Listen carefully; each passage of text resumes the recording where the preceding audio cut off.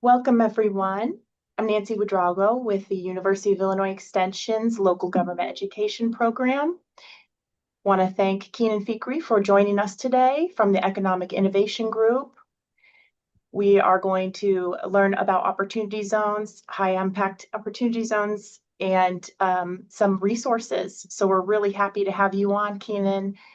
We've been on the program before in the past, and so we're just really happy to have this relationship with you and have you present to our statewide audience. Communities and organizations, I think, will find this very informative and be able to prepare for the coming year. So without further ado, Keenan, thank you, and I will let you take it from here. Okay, thank you so much, Nancy. And yeah, thanks for inviting me back to speak to this group. I believe last time was probably at least 5 years ago and likely about opportunity zones then as well as now. And now we have, some new resources to share, some new data insight on what happened in opportunity zones, quote unquote 1.0, although less than we would like, which we'll get into in the slide or in the deck, of course. And we can look forward to the next round of opportunity zones being designated in summer of 2026. Because I think as most folks on the call will know, opportunity zones were made permanent in tax reform that passed here in Washington, D.C. over the summer. And that allows us to kind of look forward to what the future of this policy can look like for American communities. So thanks so much again for having me. I'll walk through some data just to level set what happens, or what we know from Opportunity Zones 1.0. I'll give a brief recap with some deeper resources that people can dig into on their own time on kind of what's new with Opportunity Zones 2.0 or some of the tweaks passed back in the One Big Beautiful Bill Act in July. And then we'll look towards the local zone designation process, which I imagine a lot of you will be activating for going into next year, as well as some best practice case studies, thinking through, how to forge the connective tissue between investment and impact that I know everyone cares a lot about, and that, where opportunity zones frankly needs your help to make sure that this capital incentive does turn into impact for communities. So jumping in, the Department of Treasury has only published data through the end of 2022 so far on the total amount of opportunity zone equity raised by state, raised and deployed. So this is opportunity zone money kind of registered in the OZ tax records that are associated with projects in different states. And we can see, though, with that limited information, that by the end of 2022, 46 states had received at least 100 million in OZ capital, and 24 states had received and registered at least 1 billion in OZ capital. And that's in about the first 4 years of the policy or the program. And Illinois here comes out just shy of the $500 million mark at $465 million in OZ equity. On per capita basis, so normalizing that per person, nationally, $238 of OZ equity was raised per resident nationwide through the end of 2022. And I'll make clear that is, just the money that's taking advantage of the tax incentives. Usually OZ money, like on the ground in communities, is also accompanied by lending, by grants, by other kind of other financial resources that complete the fuller project footprint, if you will. But this is just direct money raised. I will say, fortunately, Illinois did trail that national average significantly at just $36 in OZ equity per person. However, as we'll see later, quantity is not the same as quality, and Illinois is home to a number of really high impact projects that should, help inspire people and hopefully turn this into an aspirational data point rather than one that suggests that OZs are not a tool for Illinois, because that's not the case at all. And I think this could be useful insight going into the next round of zone nominations too. So very much looking forward to digging in deeper here. And then The two outside of Wyoming, which is an outlier, Washington, D.C. and Utah, are an interesting kind of red state and blue state dichotomous pair in who ended up registering and raising the most OZ money per capita.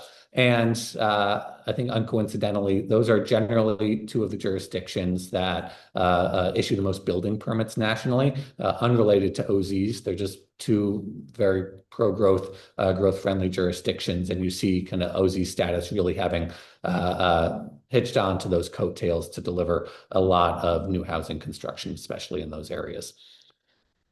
The cumulative reach of opportunity zones, even just through the end of 2022, is significant. And again, I hope this helps everyone on the call really see, why we're here talking about this and why it's important to make better better use of the tool locally. So this just counts the number of census tracts with each passing year that have registered an opportunity zone investment nationwide versus a new markets tax credit investment nationwide. Two different programs doing different things in communities, but you can see that just the velocity and scale at which opportunity zone incentive, did show up as real investment in communities, totally kind of within 5 years beat out more than 20 years of new markets tax credit investments. So it is, a significant source of capital for thousands of communities across the country. And this is from some research that we've done at EIG, which is over my head, but the smarter econometricians on staff have modeled the growth rate of housing units in opportunity zone tracts and non-opportunity zone tracts nationwide. And we can see that before designation, opportunity zone census tracts really trailed the national figure in just number of new housing units and growth rates in housing units nationwide. That started changing significantly by about 2021. Of course, OZs primarily finance development, and it takes time to raise money for a development and then build it and then have people occupying those units if they're constructing an apartment building, say. So we see that lag, and then we start to see really significant jumps such that now opportunity zone census tracts are adding addresses and new residents faster than non-opportunity zone tracts without taking away from their neighbors or other non-OZ tracts. And the growth rate really basically doubled in OZs before and after passage. So looking forward, what do state and local leaders need to know about Opportunity Zones 2.0? So here are the four key things. So one, the incentive structure is going to change.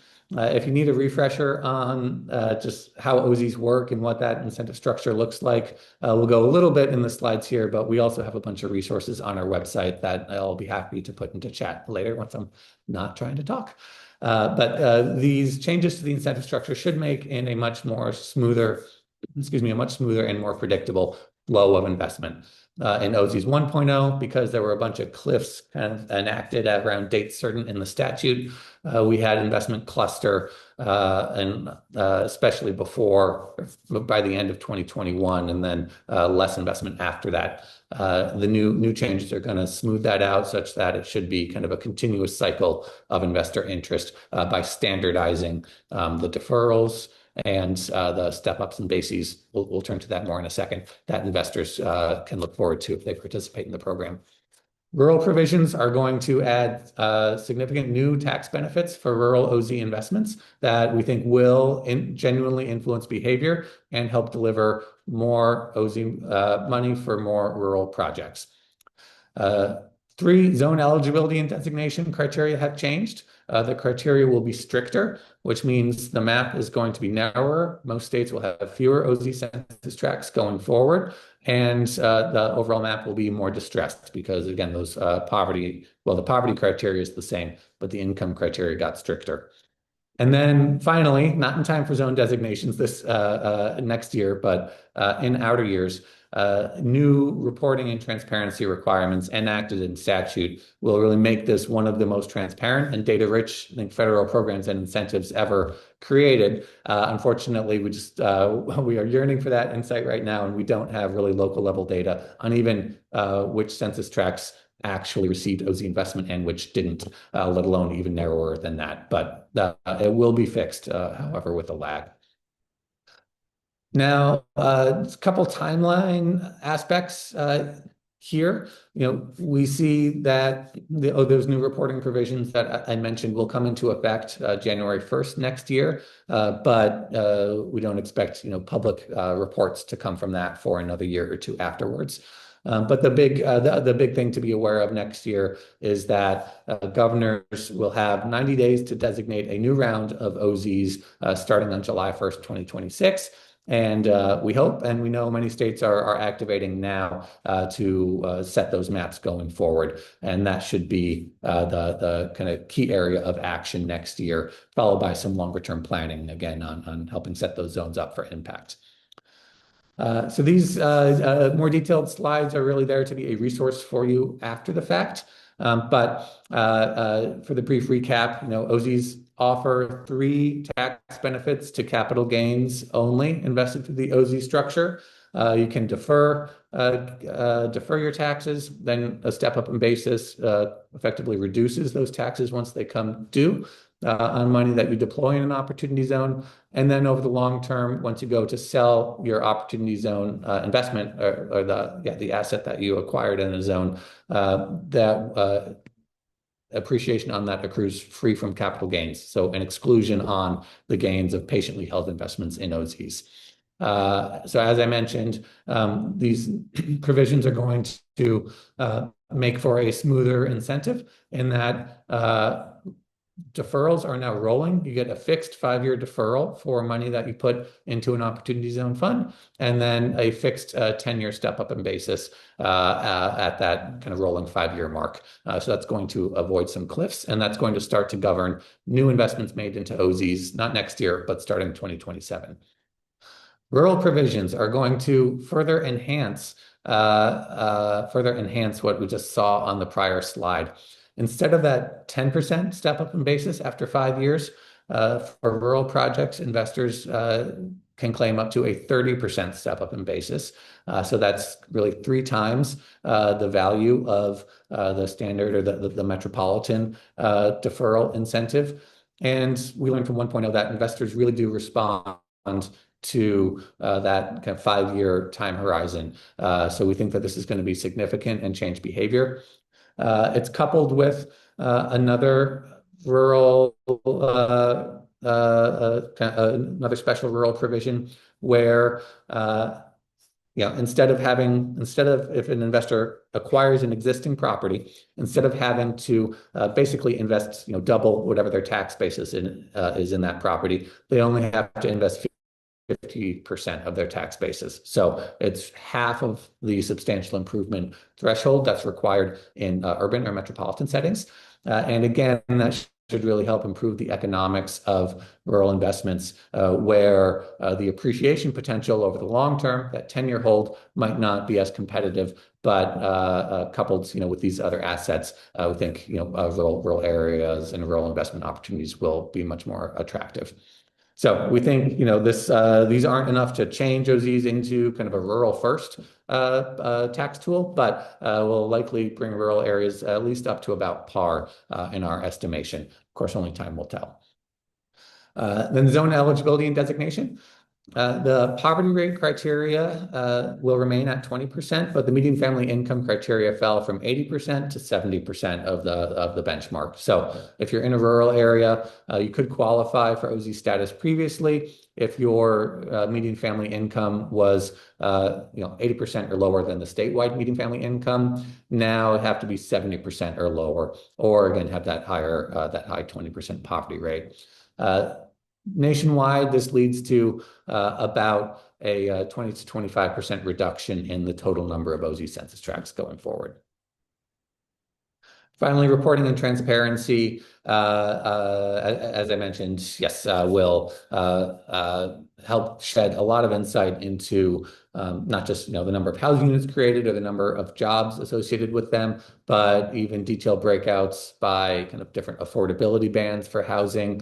And hopefully all this will be provided at the tract level if assuming the IRS feels that they can do so while still protecting taxpayer privacy.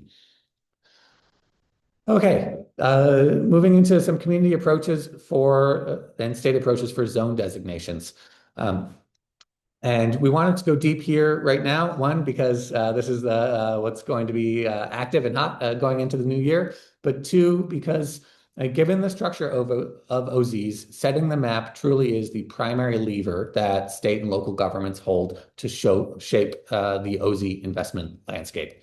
So setting the tracts really matters, and setting the right tracts to kind of allow for investment to support your local or statewide goals is really important. So I think we're going to talk more about other impact levers that are complementary, but really none is as powerful as making sure the right census tracts get nominated. And what's right is going to differ from each across states and within states as well. So we expect Illinois to have 249 individual OZ census tracts to nominate going into to nominate next year. That is fewer than last time, but still, still a large number of census tracts to play with and to use to try to advance economic development, housing construction, et cetera, in all corners of the state. We'll say that ultimately eligibility will be determined by the American Community Survey estimates that the Census Bureau has said they will release on January 29th of next year. So these figures are provisional right now based on the data we have today, but federal officials have confirmed that they will make the designation determinations and the eligibility determinations off of that data coming out at the end of January. So you can do some research and early due diligence now, but you'll want to make sure that tracks on your shortlist today end up still qualifying on the new data released next year. Now, one of the hooks we have for this session today is that at EIG we published, I guess it must have been 2 weeks ago now, this guide, which is available on our website, and we'll drop it in the chat as well. To help governors, mayors, county executives, others think through prepare for the zone designation process and think through really deliberately what tracts they want to nominate in their community for OZ status and why. So we lay out 8 principles that I will spend some time running through now. So one, it's important to get a head start, just preparing data and speaking with trusted advisors now. I see a typo there, sorry, trusted advisors. And even attending a webinar like this, I think is part of that getting a head start and looking at the provisional data on what census tracts may be eligible in your community. I think it's also important to try to identify, where there have been high impact OZ projects in your state or in places that you feel are analogous or peer to your community, and try to talk with investors or people who have been involved in the actual OZ activity in those areas to understand, to understand what works, what doesn't, and take some of that information back into your process next time around. And I really think, quality engagement there, again, is going to outweigh some quantity. 2, it's important to set a vision at the state level and I think at the community level too, for, how you aim to harness OZs and what for. Is it for housing development because you have, a severe housing shortage? Is it towards, maybe it's housing, but it's also rehabilitating housing because it's the quality of housing that you have locally that's the problem? Or maybe it's trying to support, industrial development in rural areas or mid-sized cities or places with a lot of infrastructure, but not as much investment as you'd like.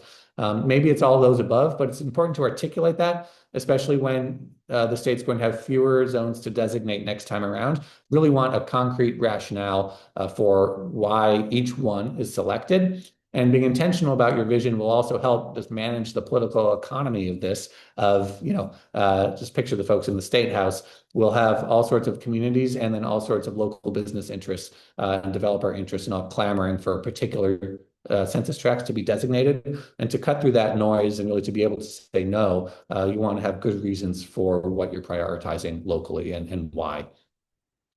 We found that last time around in OZs 1.0, states that designated a lead coordinating entity just felt like they had more control over the process, but critically, that lead entity was just lead and was coordinating a much larger interagency task force or team where insights from the housing department and the economic development department and the governor's office itself were kind of working together to figure out which tracts to designate and why, and really to set that vision. Engaging local partners is key. I know this is the local government extension webinar, so don't need to preach to the choir here. But again, if the state has almost 250 census tracts to nominate, it's going to be really hard for someone on a small team in Springfield to know exactly, the circumstances on the ground in each one of those tracts, let alone, that number just represents 25% of all the eligible tracts locally. So the 1,000 low-income tracts across Illinois the state will need local knowledge to be able to filter all that. And that's where strategic local alignment really comes in to play. It's important to also balance need and economic potential, economic need and investment potential here. And this may be part of the reason that the state trails many others nationally on total OZ investment raise, both absolute terms and per capita so far, is because Illinois, I think laudably, really indexed, but perhaps over-indexed on need and did kind of lead by nominating some of its very most distressed urban and rural tracts where perhaps more was needed, almost pre-development work to stabilize a community or develop the infrastructure or just to kind of get things back up for a community to be investment ready and to actually stoke market interest. So I think that's an area for the state to really pause and consider. And again, local engagement will help the state navigate that and work through it.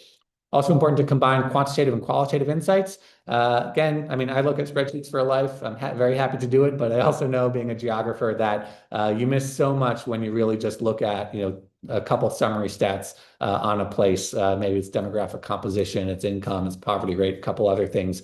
You still will not have a good sense for the look or feel, let alone the actual investment opportunities that may exist in a census tract. So this is kind of married with the engaging locally, but really combine qualitative insight into the process on which tracts really have the plots and parcels and supportive, even community infrastructure to help deliver investment. Okay, we're getting close to the end of the list here. Embrace transparency, really important too. We found in 1.0 that states that often published a list of maybe draft census tracts or a list of semifinalist census tracts for public comment were able to really improve their final nominations and feel like they were sitting on a super well-vetted list of census tracts that they were nominating for this, tax preferenced investment status. So I encourage, states or even individual jurisdictions, if they want to go ahead and do this as well, just crowdsource some of that insight too. And then align OZ nominations here finally with supportive policy tools. So if you have, local tax increment financing districts, if you have other kind of grants to help support development or brownfield remediation programs or things like that, try to align OZ nominations with those supportive policy tools to, again, just increase the chances that the designating the tract does truly unlock investment for it.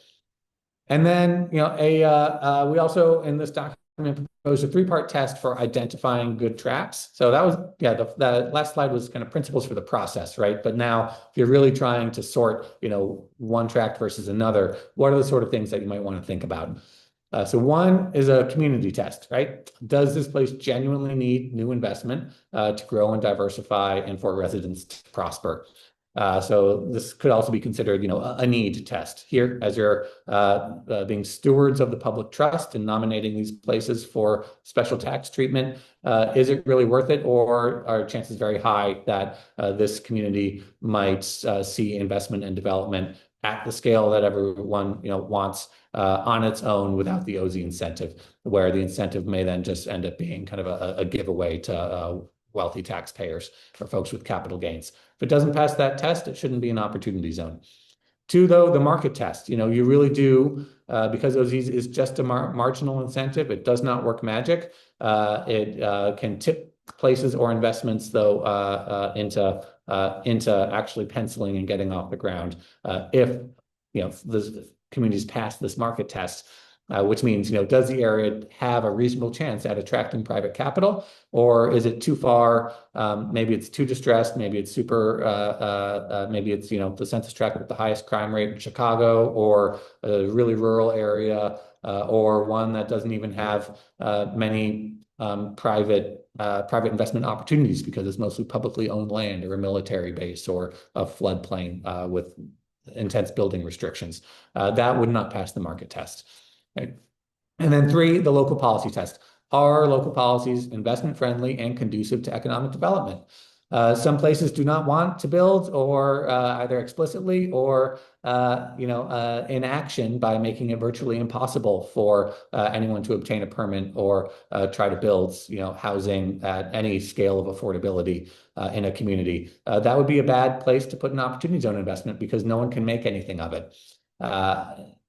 Contrarily, if other communities are really going out of their way to try to clear out the red tape or overlap other incentives to help, distressed downtowns in mid-sized cities turn around or something, that could be a really nice case and for OZ status if it's aligned with other good policies here.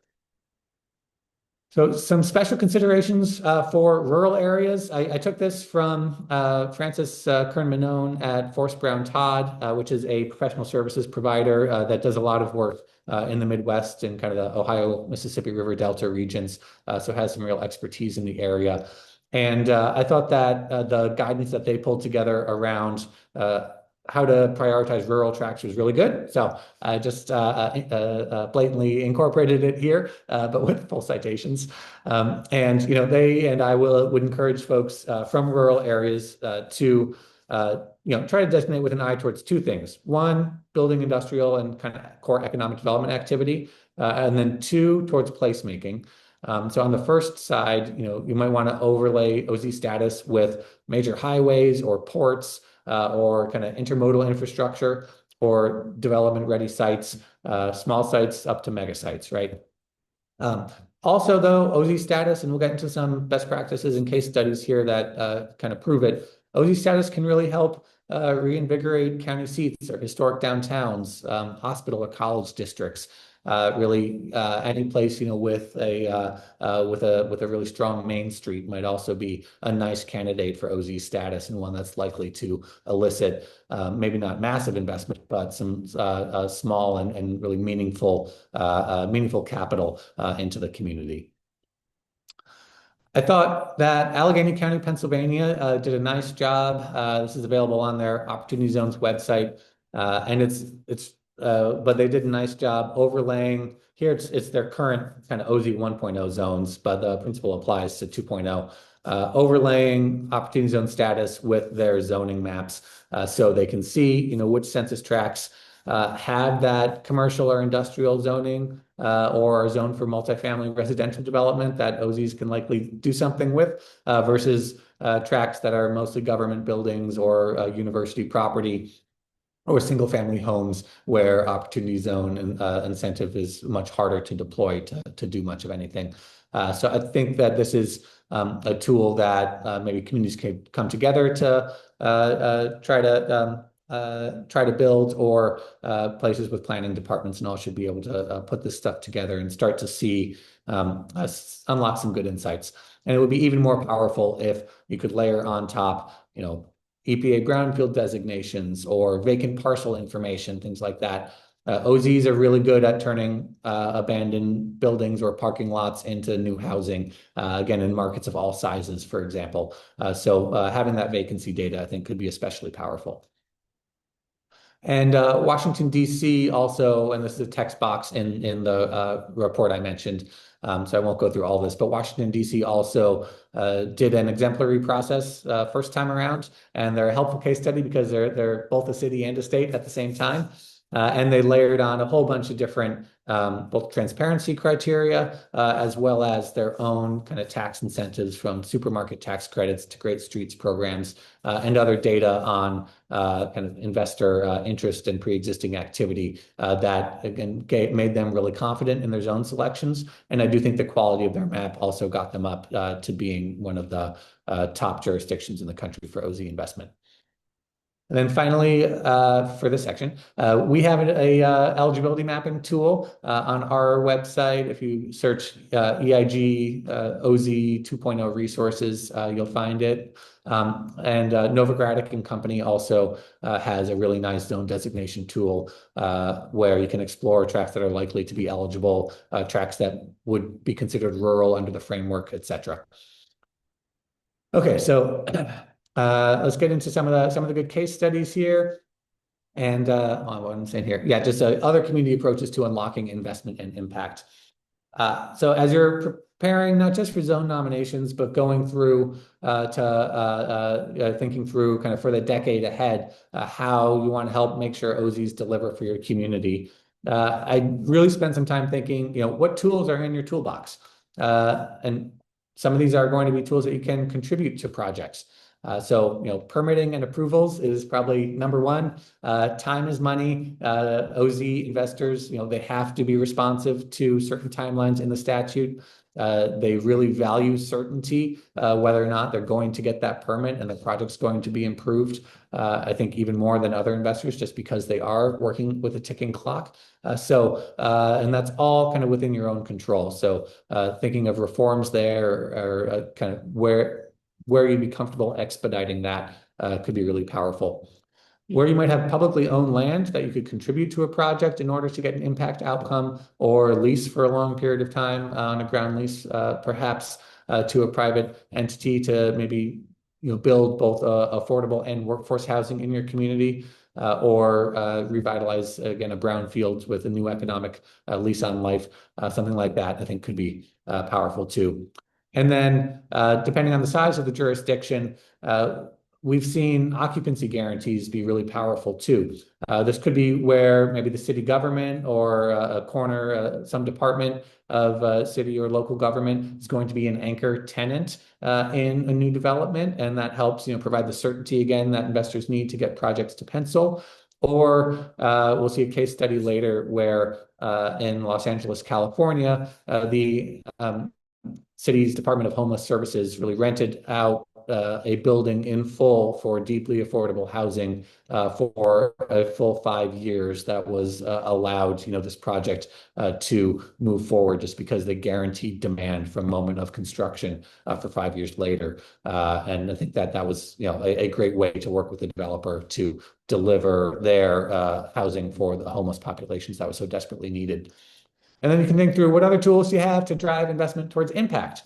This might be inclusionary zoning.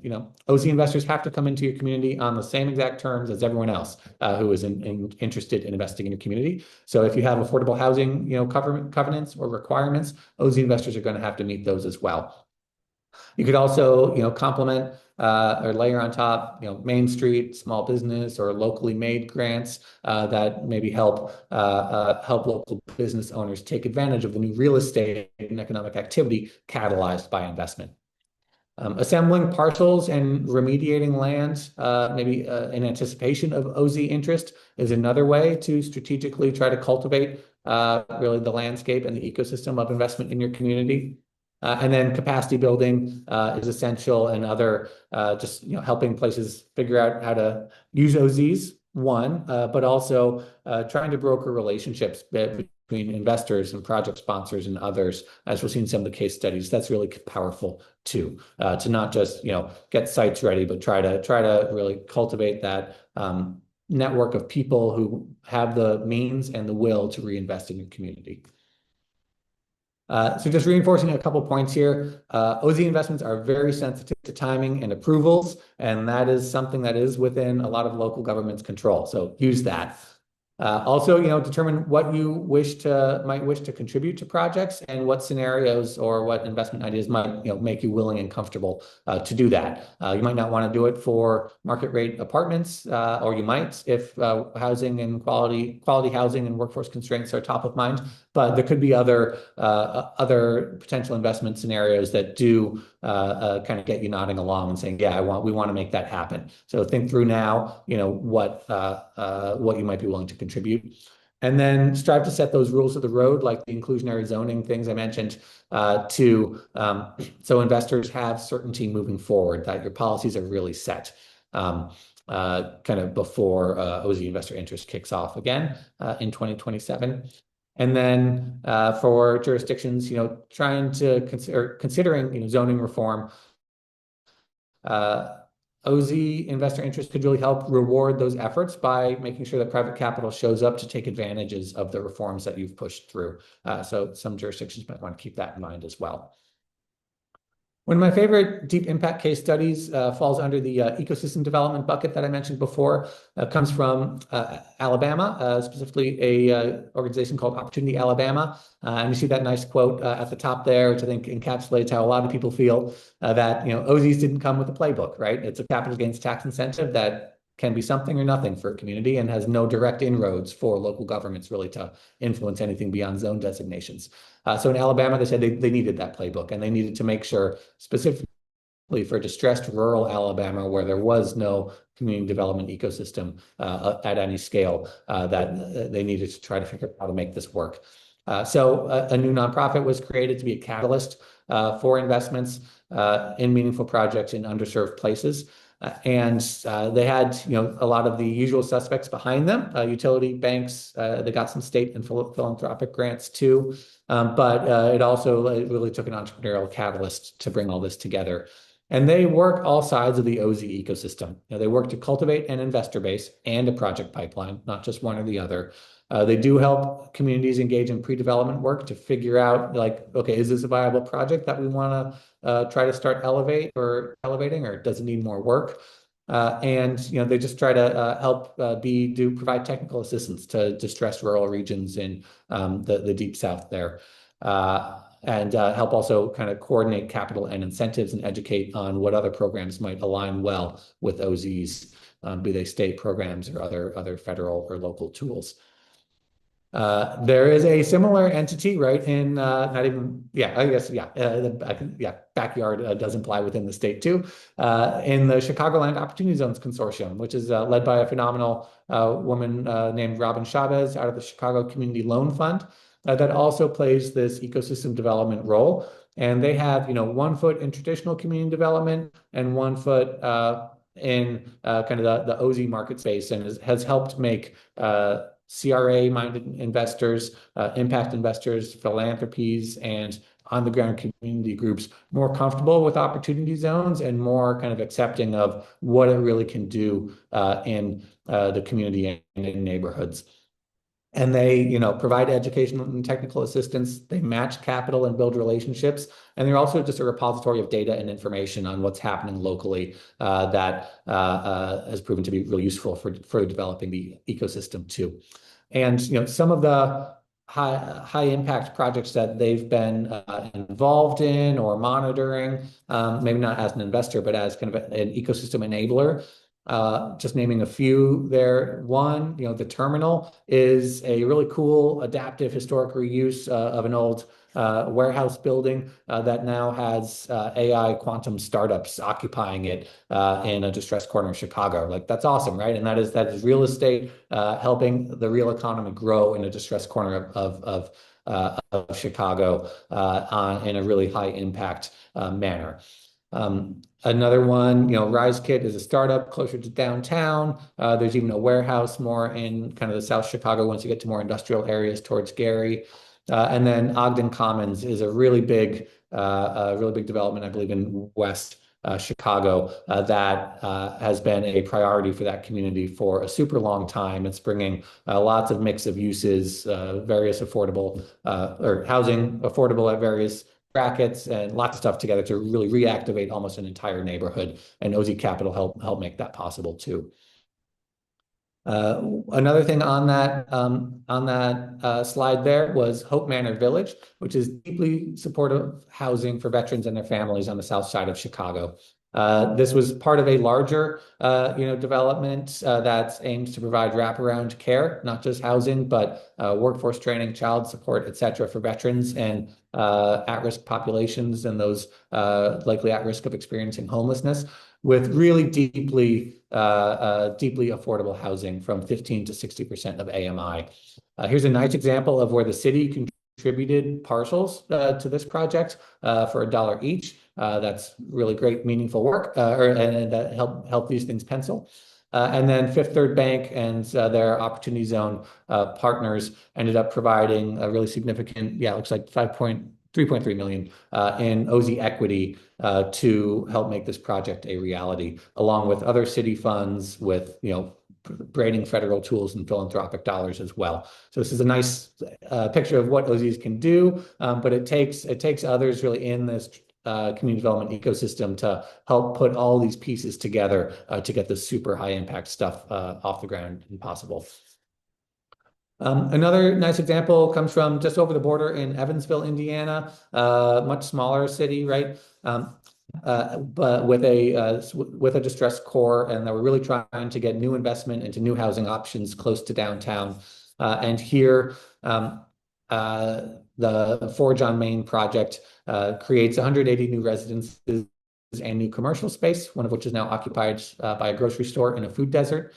And local OZ investors were able to connect with national impact investors to top up the money they were bringing in through a statewide Opportunity Zone consortium that was managed out of the LISC Indianapolis office. So it helped remediate a Superfund site. You can see they got TIF from the local government and brought in a lot of debt financing and other grants too to make this possible. But it wouldn't have been possible without those state tax credits and TIF grants and all too. To help revitalize this neighborhood in Evansville. Brookville, Indiana is another, it's a small town of just a couple thousand people, smack between Indianapolis and Cincinnati. So again, outside the state, but I think similar context in many ways. And this town hadn't seen any new development in 20 years when local leaders, had started approaching developers to try to revitalize and redevelop the historic downtown, which was very much intact and still super high quality kind of built environment. And ultimately, through the OZ tax incentive, a local couple that sold their business and generated a large capital gain from that ended up putting the entire thing into revitalizing this town with new apartments, with assisted living for seniors, a pharmacy, a restaurant, movie theater, and they even kind of brought the first hotel to the area and acquired the local newspaper all through the OZ vehicle, which kind of allowed them to see this opportunity to invest and reinvest in their community in kind of a blended charitable and impact and profit-minded way. And I think it's a really nice example that, again, scale doesn't matter, and there are a lot of people with capital gains everywhere in this country, and it's important to identify them and kind of work with them. So I know we want to leave time for questions, so I'll start moving a little faster. Actually, I talked about this one already. This was the collaboration with the LA Department of Homeless Services. And then this impact case study comes from the Upper Peninsula of Michigan, extremely remote, obviously, where a women-owned developer group really specializes in working up there to help just small cities and rural areas source projects statewide. They help blend brownfield financing with affordable housing financing and preservation grants as well to do really meaningful things in very small communities. And what I like about this model is that they really aim to work on a statewide basis, and that helps them find people to collaborate with. It helps them source good projects, and they kind of zoomed out to get the requisite scale to put all the pieces together. And that's one of the things I wanted to offer to this group is thinking through, what regional scale unlocks a self-sustaining OZ investment ecosystem. Where you will get that critical mass of investors and developers and viable projects and impact agents to really start to catalyze something meaningful. Opportunity Alabama, that was basically statewide, but with an emphasis on rural, they were still able to get that. The Chicagoland OZ Consortium, it's a major city, of course, the nation's third largest. They kind of have all the critical pieces too. But any individual county or small town or city likely does not, and should think through how they might want to partner with others in their regions to kind of zoom out and figure out, where might you achieve a critical mass to help unlock more OZ investment just by because you kind of have acquired all the right ingredients. And I would also like folks to remember that OZ Capital is very flexible. And this is one of its kind of superpowers. It's flexible in who can use it. That is anyone with a capital gain, corporate, individual, a capital gain of any size. And that gets to the second point. It's flexible in how much can be invested. The low overhead means that you can get OZ equity in $10 million dollops if you're very lucky. You can also get it in $10,000 dollops because all people have to do is file almost it's a 2-page tax form. So that makes it a lot more malleable and kind of plug and play than something like a new markets tax credit where you have to have a project of a specific size for it to be viable to like cover the overhead of just trying to apply for the thing. OZ is also flexible in what it goes towards. As long as it goes towards something that's new or improved, it's economically additive, it's likely qualifying. So wherever there's a place for equity investment, there's an opening for OZ capital. And I just want folks to keep that in mind, especially as you hear that OZs have delivered a lot of kind of rental housing, apartment buildings. Yes, but that's not the only thing that they've done. And then kind of on your own time here, so we leave enough room for time for questions. I do have a few slides just laying the groundwork on what we know about rural areas. They were not underrepresented in tracts that were nominated the first time around. They were underrepresented in money that flowed to them. But that tells me, it wasn't necessarily that OZs were treated unfairly in the first round of designations. It could have been that the rural designations were on the whole not quite right. Maybe they were too isolated and remote or too distressed where you want to build on a more asset-based approach to designation second time around. And two, the incentive structure was not as favorable to rural as expected. And we think, a lot of that has been fixed this time around. And rural areas do have a competitive advantage in other types of investment beyond real estate.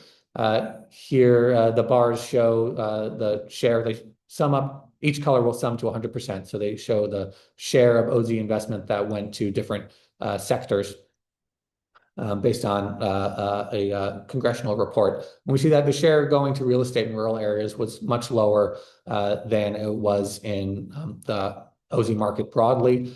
Rural areas had an advantage in manufacturing and finance, it looks like. Can't tell you what's going on there. And also in information, where we think a few large data center projects probably up that quotient. But the point is rural areas do have inroads in a broader diversity of use cases. As you can see here, some of these we talked about, but from tourism to startups, we saw a really nice mix of rural businesses that kind of inspire us for what can be done in OZs 2.0 when the incentives are even better. And OZs really can be used and are being used to support commercial and industrial activity too, from agriculture and new greenhouse facilities in rural New Hampshire to shipbuilding in Mobile, Alabama, to even mining out west. So with that, I will thank you for your attention and your time and let Nancy take over the Q&A. Thank you. Thanks, Keenan. That was excellent. We've got a couple questions. We will just kick off. We had our DCEO, our Department of Commerce and Economic Opportunity in Illinois, kick us off with a question on the guidance.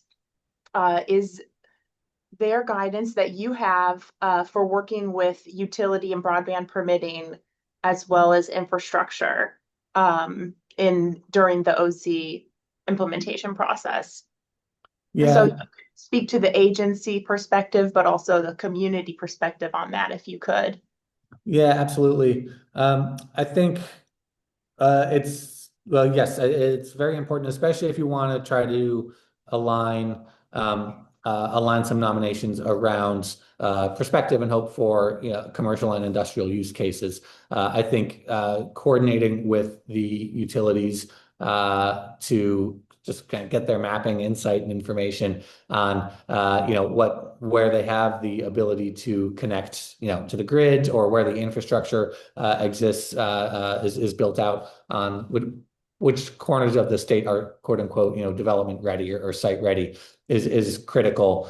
And I imagine that ultimately some entity leading the process will want to create a super map in a way where a lot of data is ingested to layer these things on top, including that information from the utilities and local governments. It doesn't have to be all on an integrated mapping platform, but I think a lot of states will benefit from kind of pulling in one person from whatever office. Maybe it's Department of Transportation, maybe it's housing, maybe it's elsewhere, but that is like the GIS person in state government. I think detailed to OZs for a few months next year would make a lot of sense. From the community perspective, I think that gets to the development readiness that I mentioned. Usually, so say if a utility is already connected to a place and broadband's already brought to a community, that's been a signal that really the idea that this area is going to be developed has been vetted and is familiar locally and generally encouraged. So I think that those are, OZ designation, hopefully, can help deliver on that preparation that's been put out there. So hopefully that answers the question a little bit. Thank you.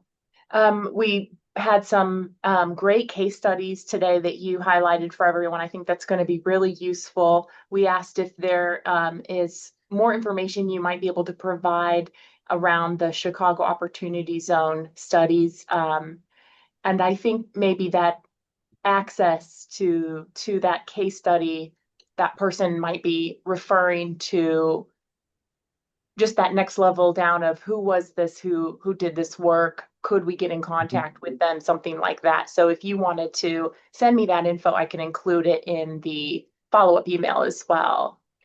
And you could of course speak to it now if you'd like.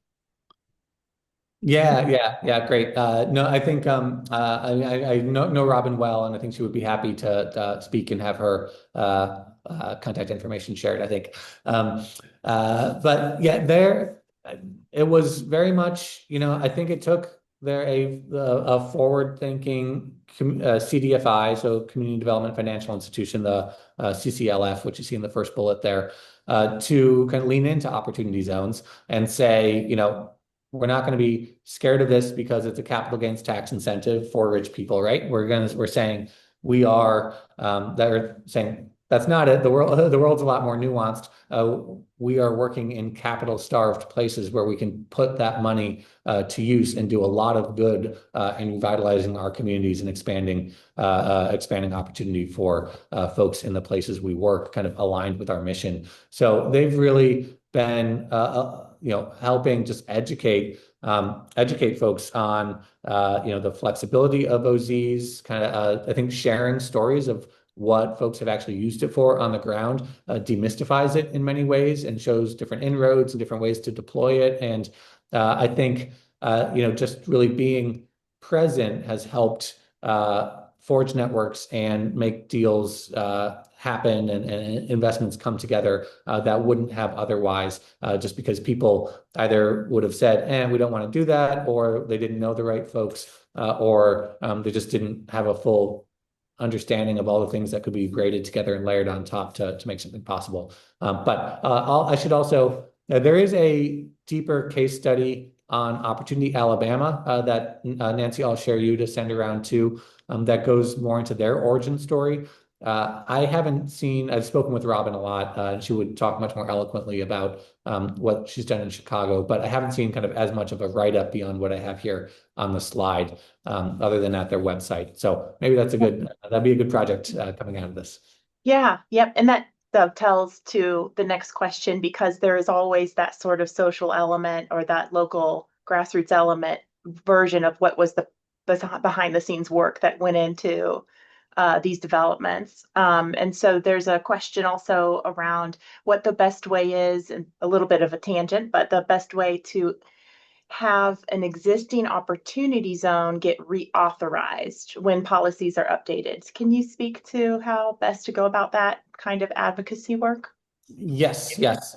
So one, just informational, because it usually comes up after people start thinking about it longer. The best indication that we have from folks in the federal government right now is that there will be a 2-year overlap where OZ 1.0 designations, by statute, they do not sunset until December 31st, 2028. So they can accept OZ investments until December 31st, 2028. The new OZ map activates again by law January 1, 2027. So that's a 2-year window where really OZ investors can go either into new tracts or old tracts, right?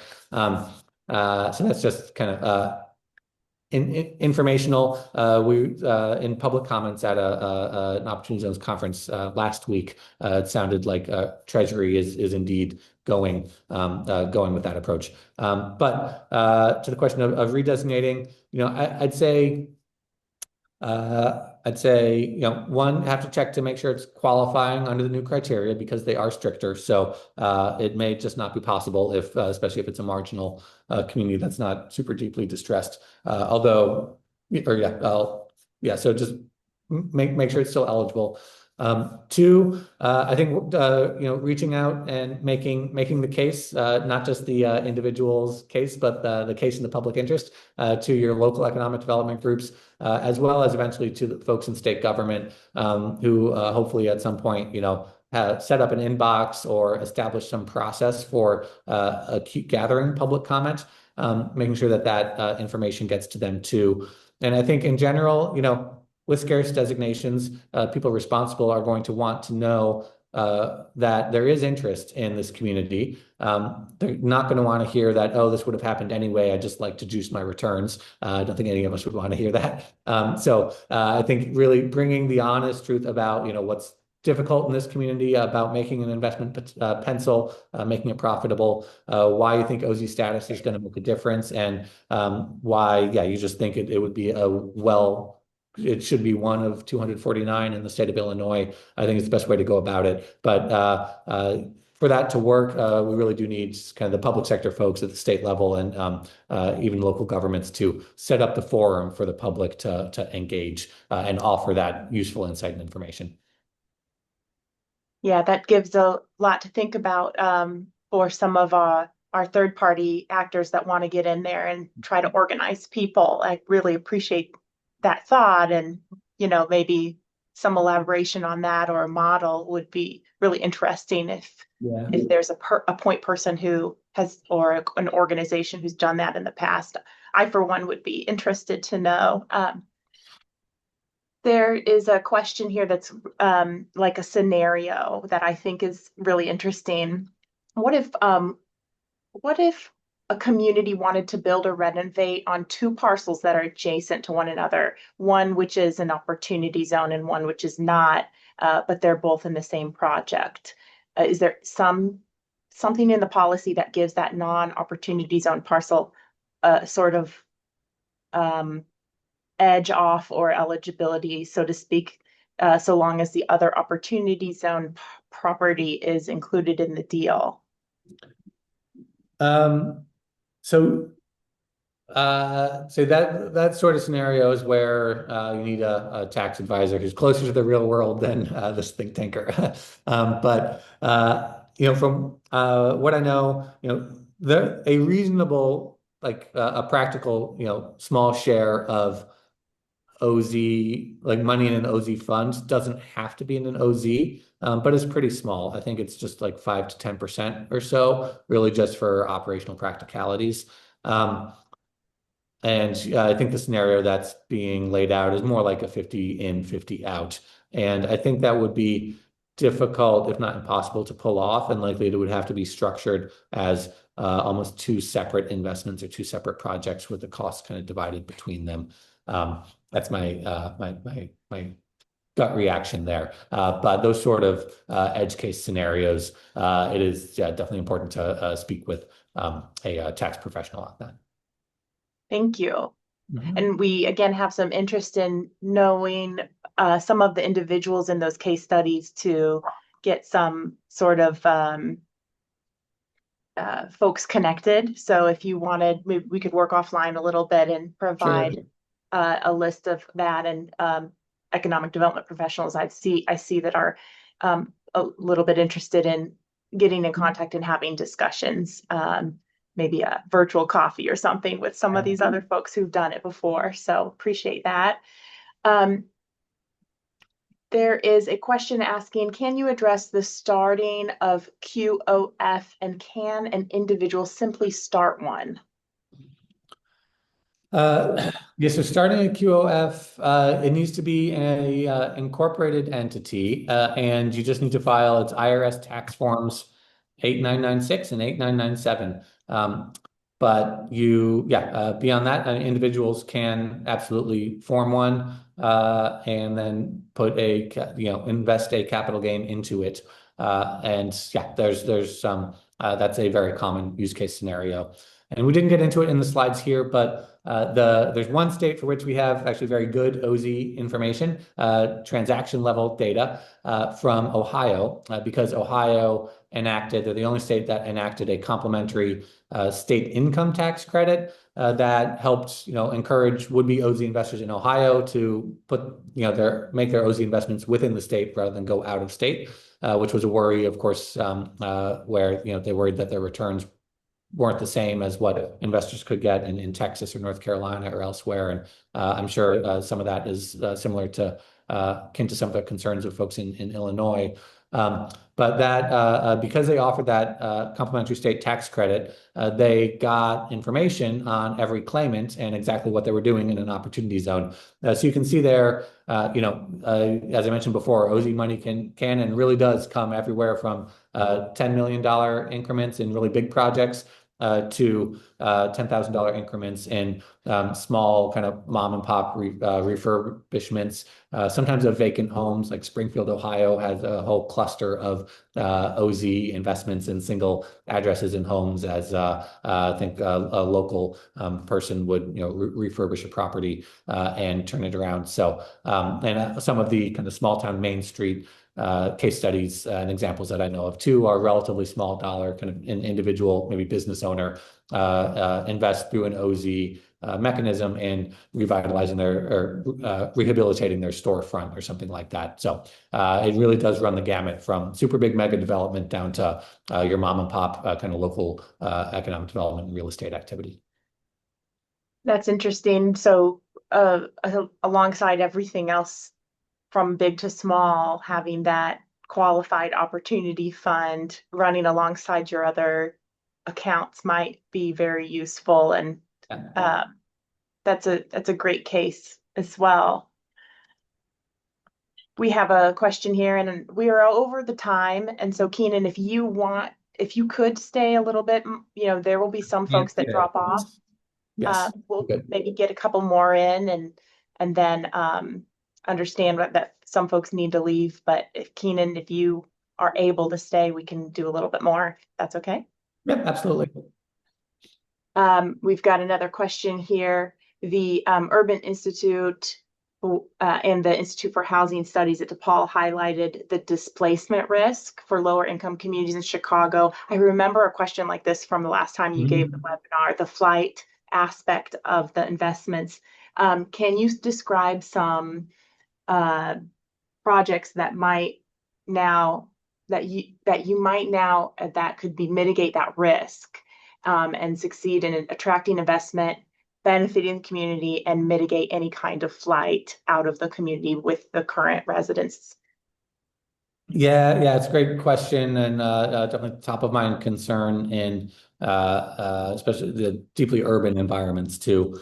Um, I'd say, and that's where also nominating, where I think the zone designations and nominations are really important too, because you know I encourage folks to nominate zones for what OZs are likely going to do in a place, not what you hope or wish they would do in a place.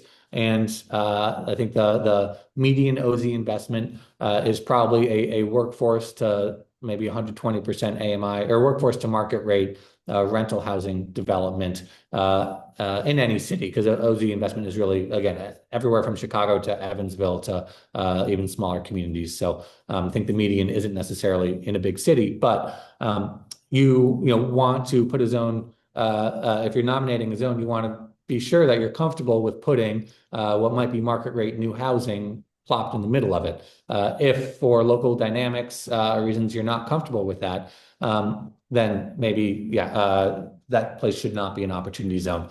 But here, recognizing that OZ money, it does typically come in the form of infill development, where it is not removing housing, it's only adding housing to the local community. So that means it's not maybe directly competing with existing low income renters or trying to or at risk of taking their housing away. Quite the opposite. It's taking a parking lot or an old warehouse or something that is basically vacant and underutilized and turning it into housing. So there, I think the risk of displacement around that sort of investment and tool is lower than you might get in some other contexts. And the literature on housing supply over the past few years, academic literature has really made the case that OZs have actually helped stabilize rents in communities where that have seen OZ investment because it expands supply, and it is a market where you do get the supply and demand curves coming together. So on the macro scale and individual communities, you will not find generally evidence of OZ displacement. If anything, you'll find OZs helped keep the lid on house prices and rental prices locally because they created new units. That being said, people are still very interested and concerned, interested in this topic and concerned about any potential downsides, which I totally agree should be mitigated. And that's where, and I'm grateful for the question, because I talked earlier about kind of getting one's house in order, like expediting approvals and permitting and things. That's one, but there's also a equally important and one of getting your house in order to get those safeguards in place. Say OZ status does pay off and you are welcoming in new residents, chances are your problems may change, right?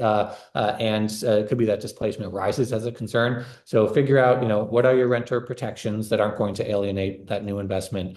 How are you going to maybe freeze property taxes for long-term residents if it's a single-family home neighborhood? What might you want to negotiate with developers on the affordable housing and inclusive housing front in order to make just feel good about the investment, and also try to get a grocery store and some other community amenities and childcare spots, et cetera. I think Washington, D.C. has been really good about that too. So I took a long time on that one, but hopefully that helps answer some of it. Yeah, I think that was wonderful. I think that really gives people an idea of how the policy making has been refined over the years with this program, and also what the community role is. I really appreciate that. We have, I think, one or two more questions. I think we just have one more question here. How can we find out more information on the terminal project? You had mentioned that terminal and its capital stack. So a similar sort of interest in getting deeper into these cases. I should maybe I'll talk with Rob and see if maybe I could get in touch with them and develop. We have case studies at different levels. The ones that had your let me flip to it.